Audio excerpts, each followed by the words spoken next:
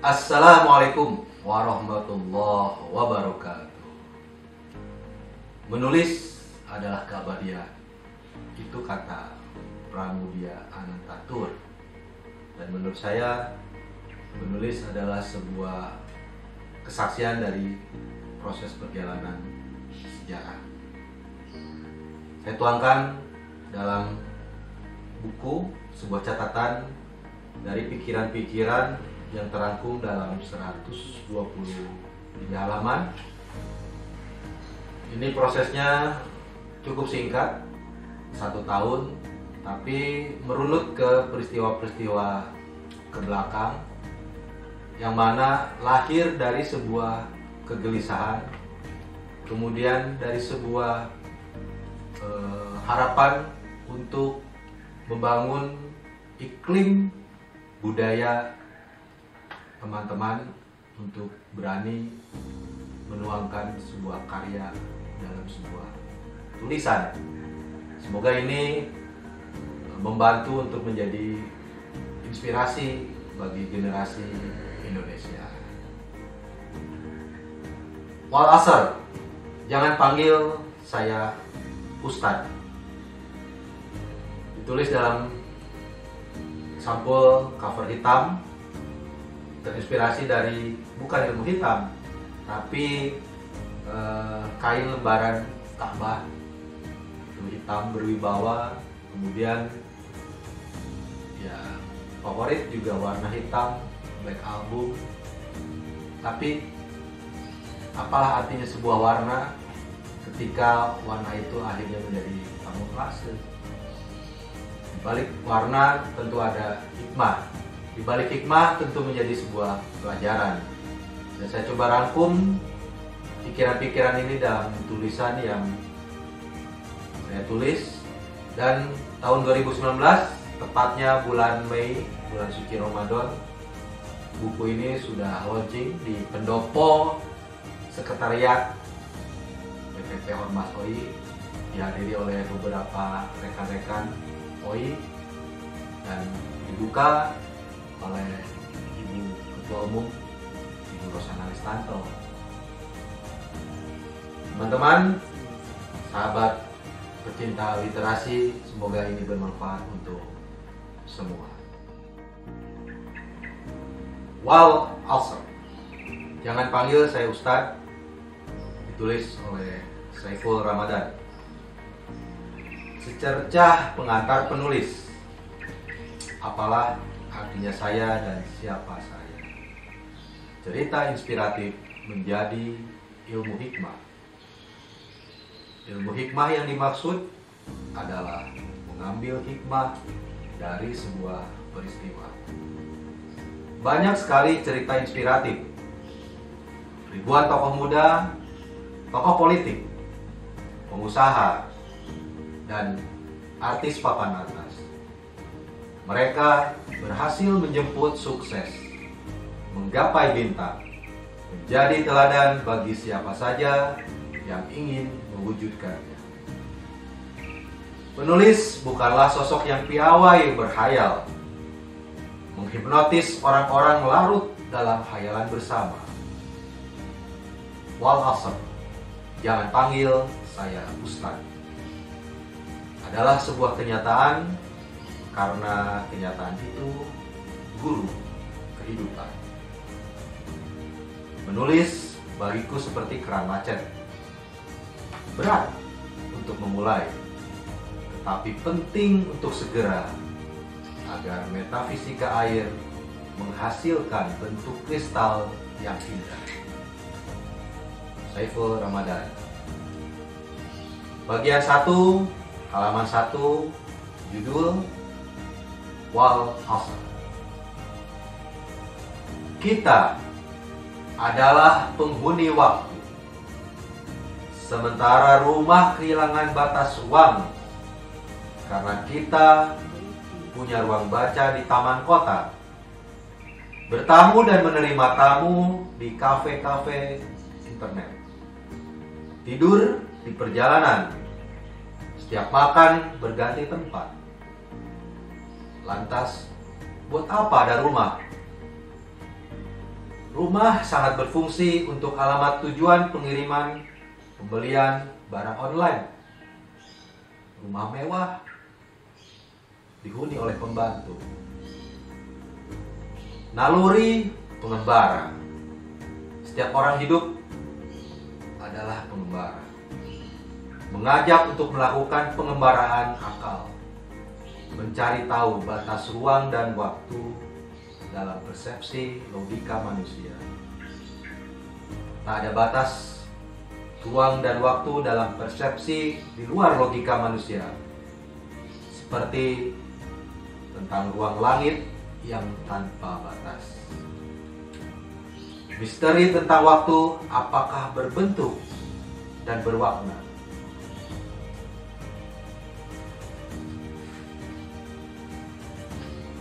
Sungguh merugi orang yang pada zamannya mempunyai umur dan waktu tetapi sia-sia.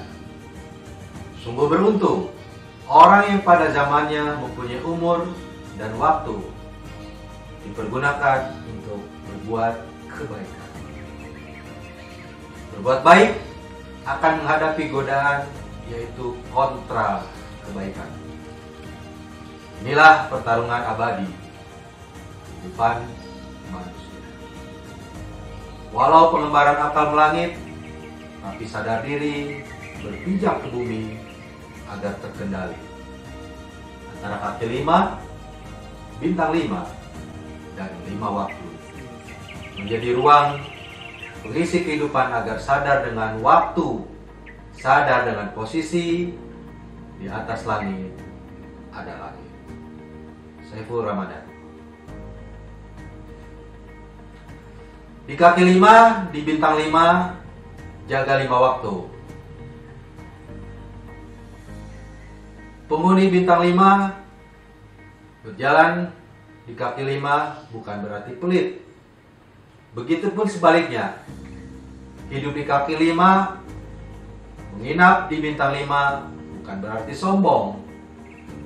Bukan pencitraan, karena ini alami. Menyiapkan mental untuk nyaman di kaki 5 dan nyaman di bintang 5. Boleh saja orang lain mengatakan pembenaran atau mengada-ada. Bukan pembenaran, tetapi benar adanya. Bukan mengada-ada, tetapi apa adanya. Apakah ini pikiran sesat? Tidak. Inilah yang disebut tersesat di jalan yang benar. Yakinlah, ini kebiasaan untuk masuk dan membangun koneksi sosial. Karena apa? Cara ini kemudian banyak yang meniru sebagai pencitraan oleh tokoh yang tidak pernah dilakukan sebelumnya.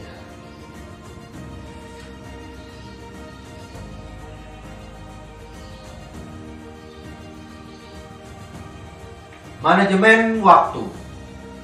Halaman 8.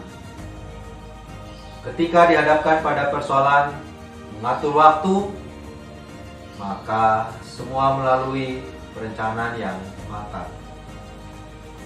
Tanpa perencanaan, dengan pilihan waktu mengalir saja seperti air, maka ini memberikan pengelolaan manajemen waktu kepada nasib. Ya, namanya nasib. Ya, nasib-nasiban. Tahukah kita, orang besar, dia pandai memanajemen waktu. Mengapa tentara memberikan pendidikan yang ketat terhadap waktu? Mengapa sekolah mendidik disiplin waktu? Mengapa perusahaan besar diisi dengan aturan-aturan yang ketat soal waktu? Dan mengapa tokoh-tokoh hebat sangat ketat dengan manajemen waktu? Jika yang sudah terbiasa dengan kerja ketat dengan waktu, maka dia terbiasa dengan kecerdasan, kecepatan, ketepatan, dan tentunya kegembiraan. Kecerdasan membaca waktu, kecerdasan menjalankan waktu, dan kegembiraan menjalankannya. Perhatikan pola kerja manajemen artis ternama. Perhatikan pola kerja kru televisi. Perhatikan pola kerja Ustadz Kondang. Dan perhatikan juga pola kerja sopir atau ojek online. Waktu dan pelakunya akan menyatu. Bukan elit politik. Bagian 6, halaman 34. Aktivis mahasiswa bergerak atas dasar logika dan nurani. Pergulatan argumentasi adalah pembelajaran yang bukan barang tabu pada forum-forum diskusi. Untuk keyakinan dan kebenaran logika perlu diuji lewat diskusi. Artinya, gerakan mahasiswa bukanlah sebuah gerakan spontan tanpa isi. Ada kebutuhan yang lahir kemudian, adalah kepemimpinan politik. Ruang ini menjadi kosong dan diisi oleh petualang politik yang tidak sepaham. Bakal terjadi pengingkaran agenda. Maka ini sebuah kenyataan yang mesti diterima. Pilihannya adalah mengisi kepemimpinan politik lebih strategis dibanding membiarkan atau menitipkan agenda perjuangan kepada orang lain. Sebagai anak muda yang lahir dari menara gading intelektual, sudah pasti muak dengan praktek politik kamuflase. Sebagai anak muda yang dekat dengan grassroots, tentunya gelisah dengan kesenjangan sosial yang diciptakan. Diawali dari rumah sendiri, kritik, autokritik. Politisi handal adalah politisi yang teruji. Soal mental tidak boleh dikesampingkan. Mental petarung yang bakal unggul. Soal yang lain yaitu kecerdasan, power, materi bisa dibentuk oleh setting group. Kalkulasinya adalah bukan sekedar dihitung, tetapi diperhitungkan. Ini poin penting yang diperoleh dari bacaan dinamika politik. Belasan tahun bukan waktu yang sebentar untuk belajar di lapangan. Rekam jejak pada ruang barisan muda adalah kawah candra di muka yang akan berarti pada situasi politik selanjutnya. Walau bukan elit politik, yang penting paham politik agar tak mudah diakali. Saiful Ramadan.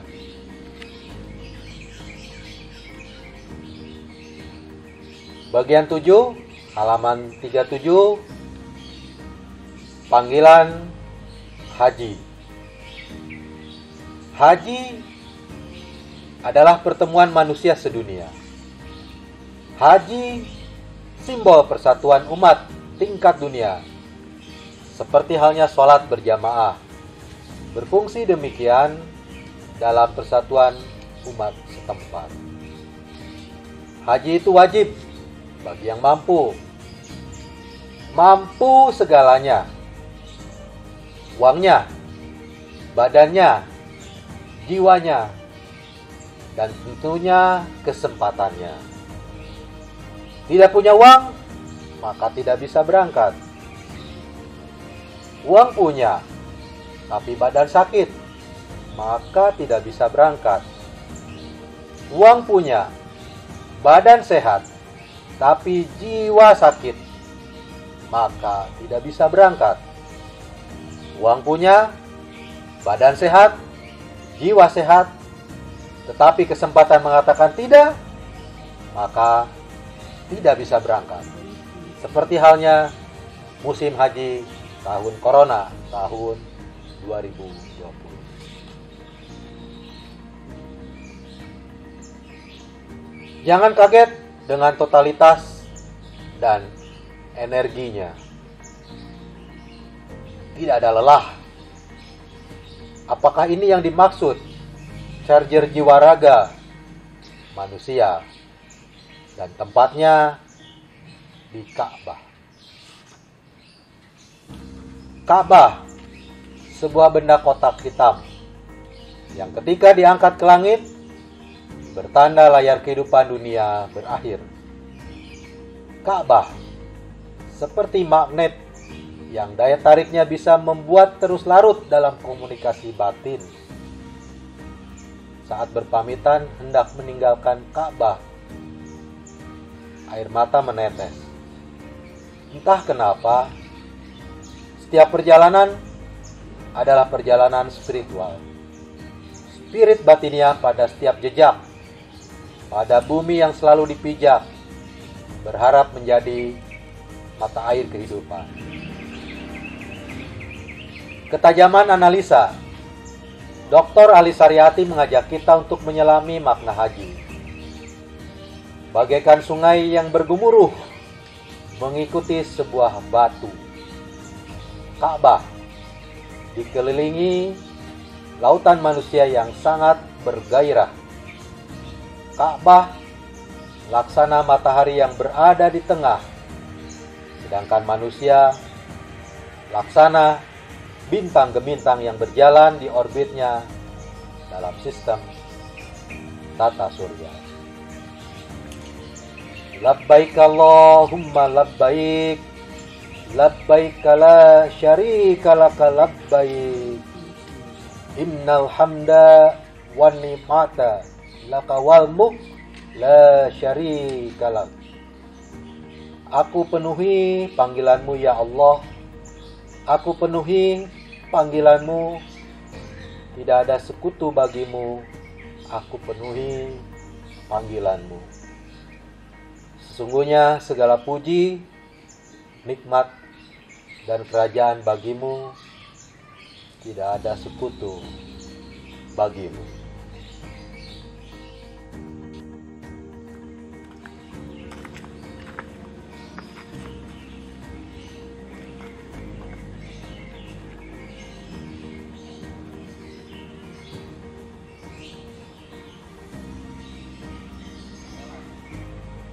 Welcome to the Jungle. Bagian 12, halaman 80. Apakah kata jonggol ada hubungannya dengan kata jungle dalam bahasa Inggris yang artinya hutan? Dugaanku iya. Karena jonggol itu kawasan berbukit hijau berada di tanah Pasundan yang lahir waktu Tuhan bersih. Menuju ke Jonggol bisa menempuh 2 jam dari Cibubur, melewati padatnya lalu lintas sepanjang Cibubur, Cileungsi, Jonggol. Bagi pengembara kedamaian, Jonggol tempat yang pas. Jalanan berbukit dan medan yang cukup menantang adalah prosesnya. Jungle, welcome to the jungle. What bring you sini? Nah, ini potongan bait milik Guns N' Roses yang selalu diplesetkan oleh gitaris buronan mertua menjadi jungle, welcome to the jungle. Sebelah sananya Cileungsi. Hujan masih turun dari langit membasahi bumi, meluncur deras dan mendarat damai di tanah. Dan kita adalah anak panah yang harus meluncur agar tetap membumi. Berikan sedekah bumi, agar bumi ini terjaga udaranya. Apa hubungannya bumi dan udara? Sedekah bumi caranya tanam dan sirami pohon untuk kehidupan. Tanaman menyerap karbon dioksida dan membuang oksigen sebagai hasil dari fotosintesis. Udara bersih akibat perilaku manusia kepada pohon. Seperti pesan tokoh Wanadri, Abah Iwan Abdurrahman. Kalau kau bukan pohon besar yang tegak di puncak bukit itu, jadilah semak belukar, penahan erosi yang tumbuh di lereng-lereng. Jika kau bukan semak belukar itu, jadilah saja rumput-rumput yang memperkuat tanggul pinggir jalan. Jika kau bukan jalan besar yang ramai itu, jadi saja jalan kecil, bahkan jalan setapak yang membawa orang haus ke mata air. Bagian 19. Jangan panggil saya Ustaz. Lahir dengan nama kearab-araban, dengan wajah mirip orang Arab, apalagi jika bersorban. Ketika masuk di kerumunan Masjidil Haram maupun di pusat perbelanjaan dengan modal wajah sedikit mancung, berjanggut, berbadan cukup tinggi, maka sekilas seperti Arab, tulen, dan mengakibatkan banyak yang menyangka saya orang Arab. Banyak orang yang salah menduga saya fasih berbahasa Arab. Barangkali untuk peran panggung sinetron dan film bisa menjadi pilihan, walau faktanya tidak pernah menjadi bintang panggung sinetron dan film. Memoles keahlian public speaking dengan menambahkan penguasaan dalil dari Al-Quran dan hadis, maka memperkuat aroma saya Ustadz. Ustadz adalah pencapaian gelar yang diberikan atas pengakuan publik. Ketika seseorang memiliki ilmu pengetahuan agama Islam yang cukup, memiliki kecakapan berkomunikasi yang cukup, memiliki akhlak yang baik, memiliki jamaah atau murid, maka gelar Ustadz akan melekat pada dirinya. Ustadz diberikan oleh pengakuan publik, bukan pengakuan diri sendiri. Sebut saya Ustadz adalah aroma kesombongan. Ini bukan sifat Ustadz, bertentangan dengan namanya tawadu. Menyampaikan dakwah dengan modal ilmu cukup, tetapi tidak disertai akhlak terpuji. Menyampaikan dakwah dengan akhlak terpuji, tetapi modal ilmu pas-pasan. Kedua persoalan ini menjadi kalkulasi yang mesti diukur dan mawas diri agar tidak sombong melangkah. Ukuran ilmu adalah akal sehat.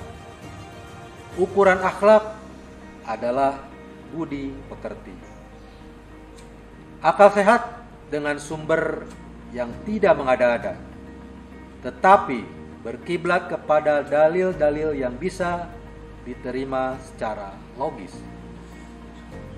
Dan Islam bukan hanya wilayah logis, tetapi juga wilayah iman, tunduk patuh atas dasar keyakinan. Manusia tidak menempatkan akalnya, hawa nafsunya, perilakunya yang semestinya memanusiakan manusia. Maka dia tidak sama atau tidak beda halnya dengan binatang. Manusia paripurna memiliki konsepsi akal dan nurani, yaitu pikiran-pikirannya melahirkan gagasan cerdas, tindakannya mencerminkan adab. Maka dari itu, menurut saya, Ustadz itu adalah tingkatan manusia paripurna, karena dia bertugas di bumi menyampaikan ajaran dengan akhlak yang terpuji. Ustadz bisa ngaji, maka urusan ngaji sudah masuk pada ruang pendalaman dan tentunya memakan waktu. Waktu untuk mondok, menuntut ilmu bukan waktu yang sebentar. Ngaji diri, ngaji di kelas, ngaji lingkungan, dan ngaji peradaban. Dan ini bukan sekadar ritual, tetapi sebuah perjalanan hidup. Maka Ustadz adalah guru ngaji yang bukan sekedar tampilan, bukan sekedar verbal pakaian. Dan ini akan berbahaya. Tidak pernah mondok menjadi santri, tidak pernah mengenal pesantren, tidak fasih baca Quran, tidak bisa bahasa Arab, tidak bisa kitab gundul, tidak bisa ilmu nahwu sorof, tidak bisa baca Quran, usul fikih, sirah, tarikh. Jangan pernah berani mengatakan diri saya ustadz. Tidak usah, karena ambisi ingin dipanggil ustadz itu adalah ambisi takabur. Lingkaran energi positif adalah kesepakatan pikiran, dan nurani menjadi penjaga peradaban. Dan ini sudah hebat. Maka jangan panggil saya Ustadz. Saiful Ramadan.